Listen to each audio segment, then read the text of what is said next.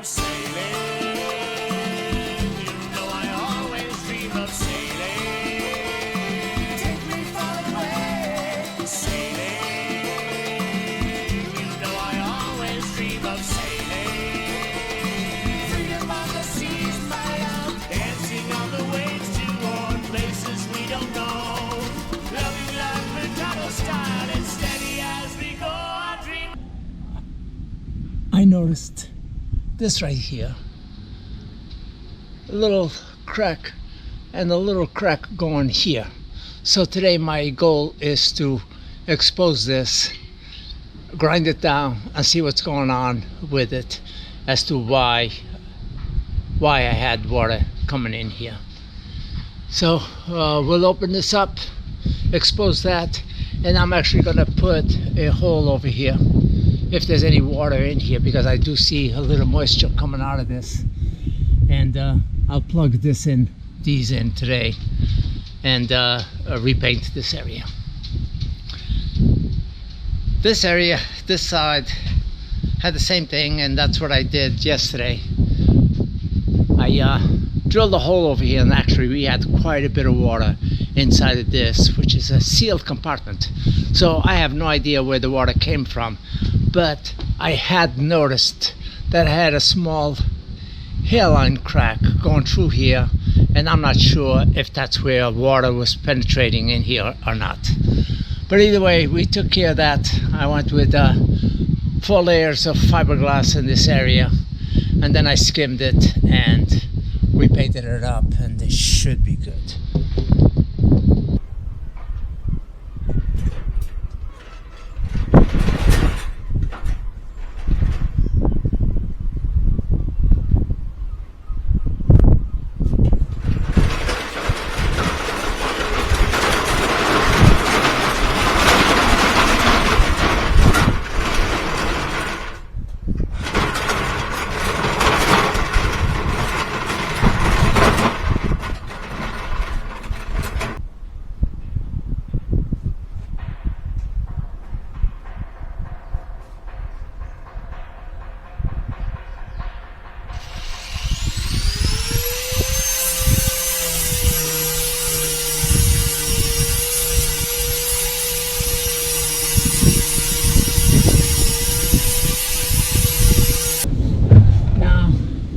This did show quite a bit of a crack over here. My thinking is that this crack is because this model boat is a 435, which means it's a 43.5 foot boat. And some of the document says it's 44. My thinking is that this might have already taken an extension. I'm not sure. I'm not going to guarantee that, but I just can't see how this crack line could have showed up.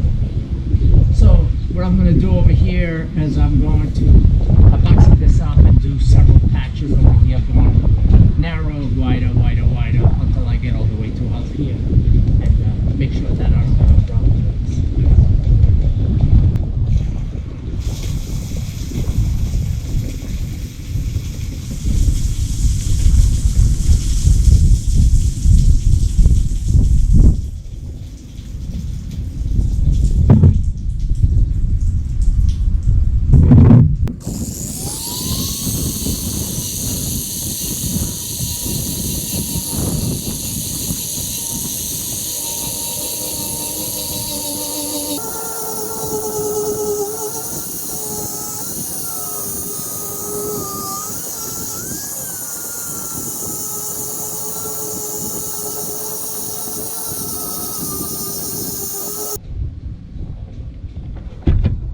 Well, this was not good news coming up on the last day.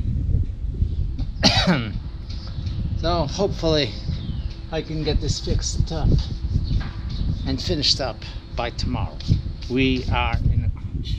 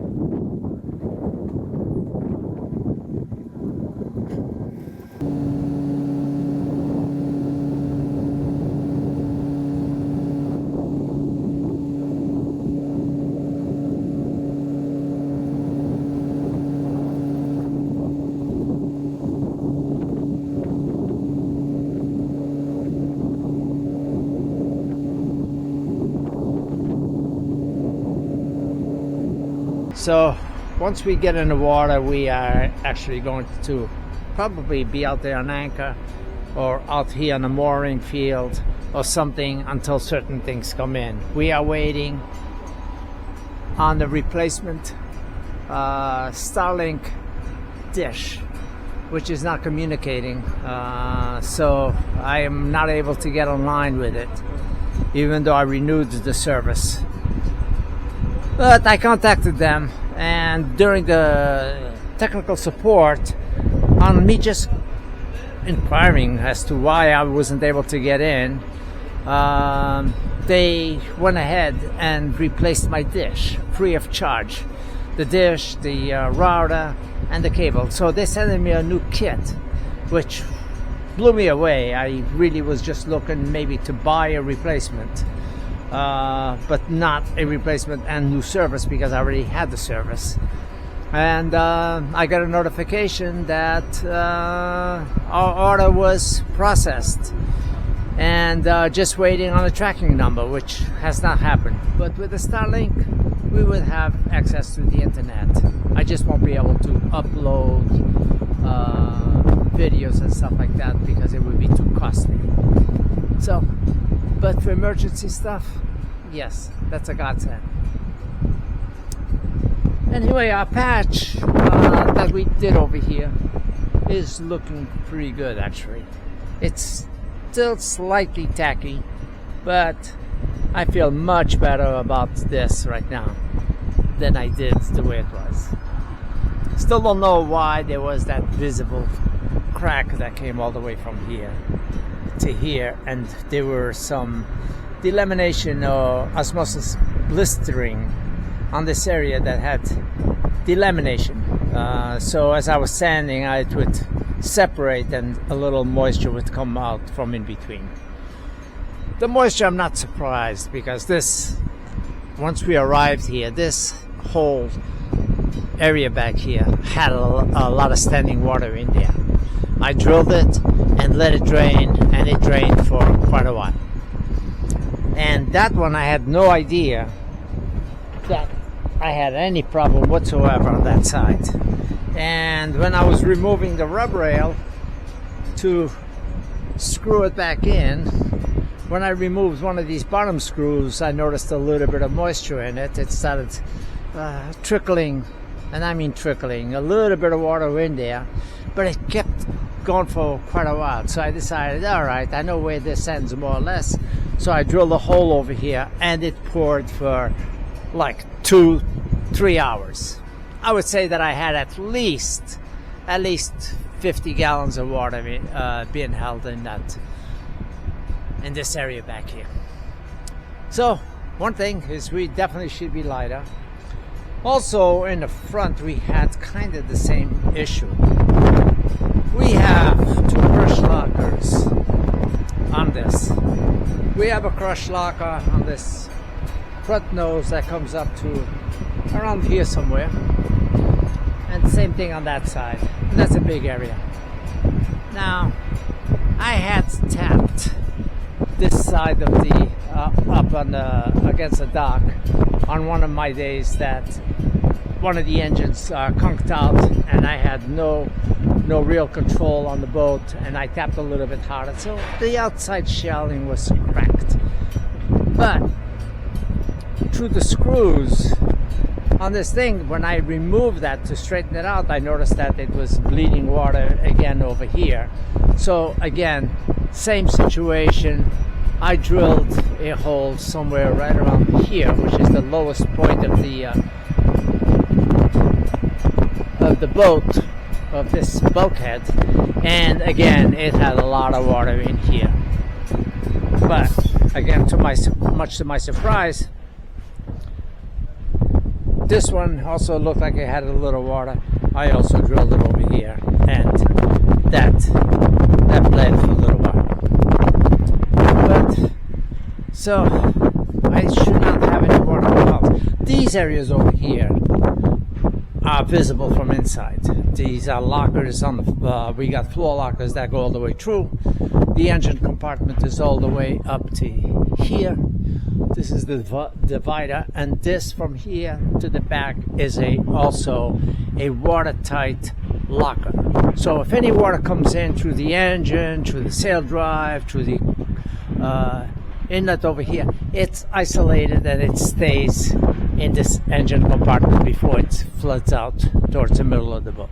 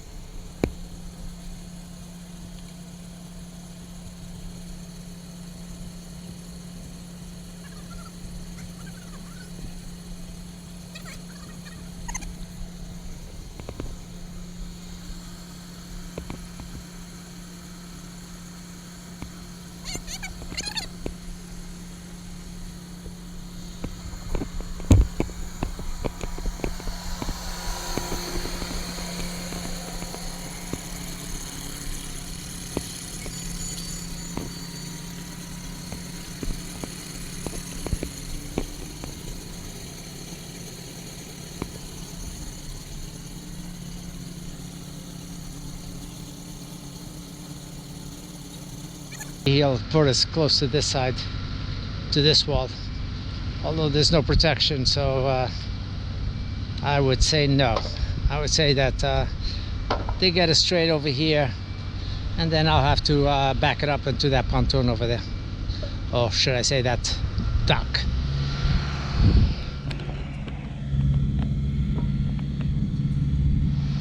The guy over there on the left, he's the welder. He's been very helpful as well.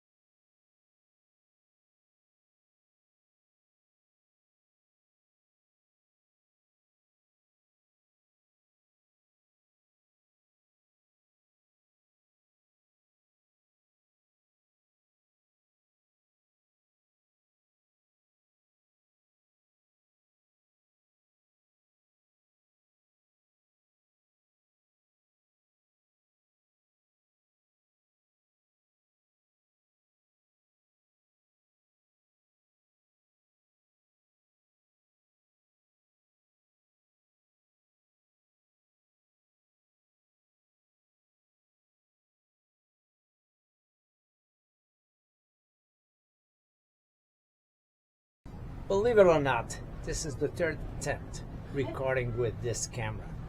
First time, I didn't double hit the button to stop recording, so I went through the whole walkthrough on what I wanted to say, turned the camera around and realized that it was waiting for a command to start recording.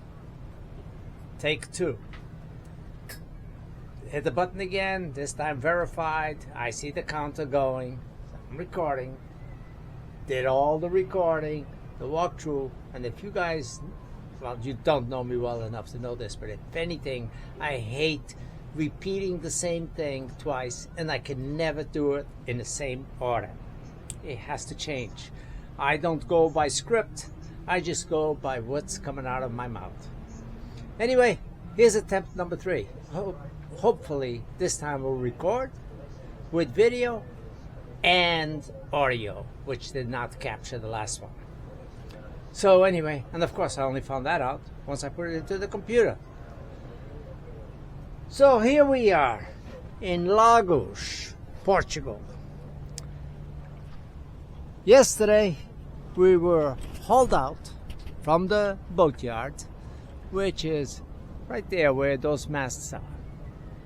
That's where we've been living for the last 3.5 months, 4 months, going on 4 months.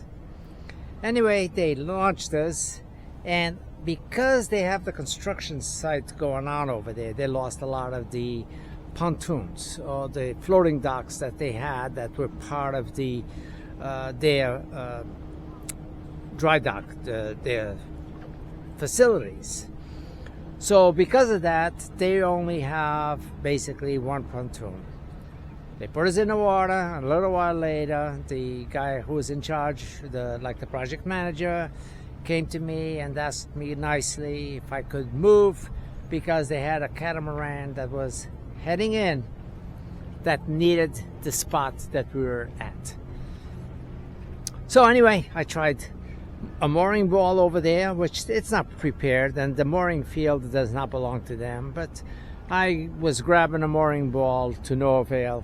Fatima was not able to hold it up while I went to the front to assist and grab it because they don't have lead strings, they don't have anything. So anyway, we weren't successful, so I came out of there, just out, and there's a little canal that goes right through here, which that's the opening on the canal where that green lighthouse is and the red. It's fairly narrow, but anyway, it's only a couple of 100 yards from there. Came in here, and we got here and we noticed that there were 3 or 4 catamarans.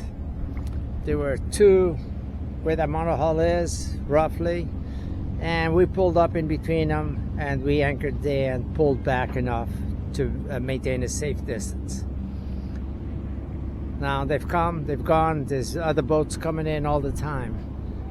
But anyway, this is a beautiful anchorage. We are anchored in 20 feet of water, by the way. A little further in it gets a little shallower, but because the boats that were there, we did not want to be too tight or too close against them. So we put 100 feet of chain out, and we held very well. But because we are in a very touristy area, there's a lot of tour boats that come through here of different types. Speed demons, sailboats, whale watching cruises, and personal owned vessels that come out here for fun. So with that being said, we get a little rolly at times. Like right now, we get in the wake from something that passed by before.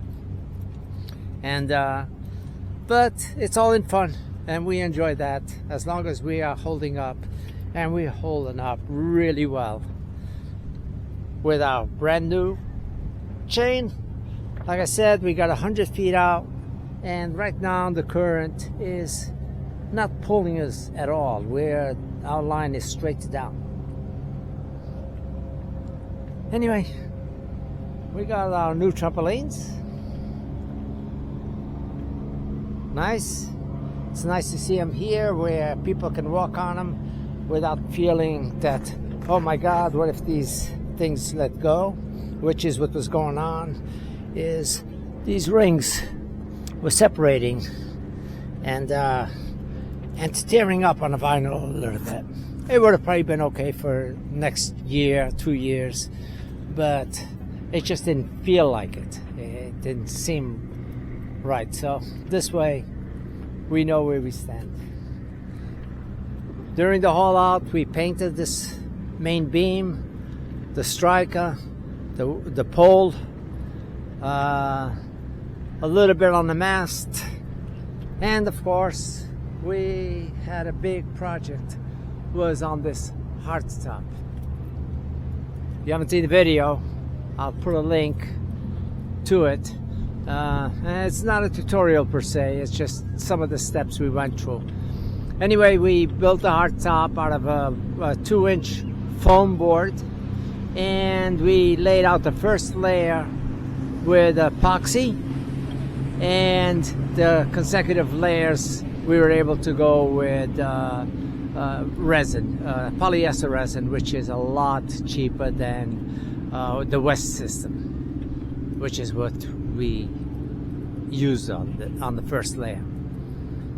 But anyway, that came out really good. It looks good. The solar panels look pretty flat. They look good. The wiring, the way I put it, looks okay too, going in and under this board. So all the way through it looks good, both sides. So we got 120 watt panels over here. So and we got 6 of them. So that's 720 watts roughly, I guess. Doing quick head math. So anyway, that's what we got on the top, and of course we have the original 1200 watts in the back.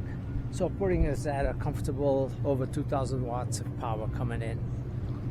Gives us about 6,000 or 6 kilowatts of power during a normal sunny day into the battery bank. The hardtop was a huge expense that we put into it, and it's iffy. You know, after the fact you start thinking, did I need to, did I not need to? But this hardtop used to bother me every time I came out here, because all the piping that was going through here were all just under pressure. There was no welds, everything was cut up, everything was pulled down, there were kinks on the pipes, and there were curves from the original design over here when this was a soft top. So soft top, you can put any type of a curve you want and you just stretch it to it, and that's it. Well, when you're putting a hard product on the top of that, that's not the case. It doesn't do those concaves, it doesn't do the sharp turns or anything like that. So anyway, I debated on that. I actually been wanting to get welders to come in, at least weld it, but even if they welded it, I would not be happy with some of the bends that it had, or the rise in both directions, making it dome shaped. So it bothered me every time. So I decided strip out all the interior piping other than the round pipe that you see on the perimeter. Cut all that off, discarded it, went to in the marina, bought lengths, 5 lengths of 20-foot lengths of this square tubing, and I cut it up, notched it to the shape, dry fitted everything together under the boat. The welders came up and just tacked the corners, just the corner, outside corners, so we could grab this and walk it across the marina, where they put it in their shop, and they did all the welding on all 4 sides on each section. So with that purchase, that labor from the marina, this came out a little bit expensive. But you know, we put in recessed lighting because it's thick enough to accept these light pucks in here.